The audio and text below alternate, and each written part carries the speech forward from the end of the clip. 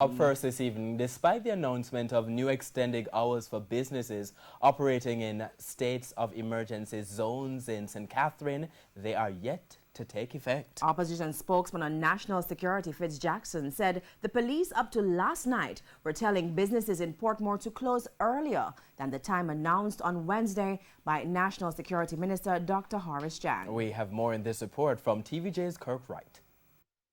After much debate in Parliament on Tuesday, both Houses of Parliament voted to extend the state of emergency in St. Catherine and Clarendon for further 30 days to October 19.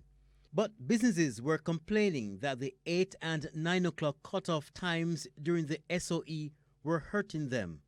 The opposition gave their support for the extension on the premise that the opening times would be extended starting Thursday night, and the security minister announced after that the times were extended to 11 o'clock. But up to Thursday night, the opposition spokesman on security, Fitz Jackson, says business people in Portmore were being told to close earlier.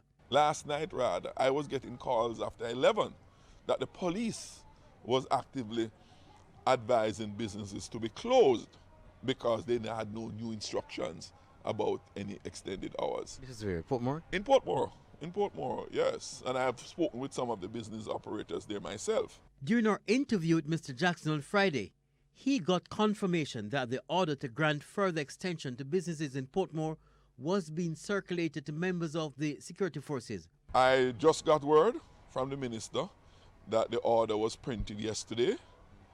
And if the order was printed yesterday, I am concerned how the persons were not informed, since the change in hours was intended for their benefit. But again, Mr. Jackson reiterated the opposition's position that the SOEs could be more effective if they were more concentrated in the crime hotspots. Kirk Wright, TVJ News.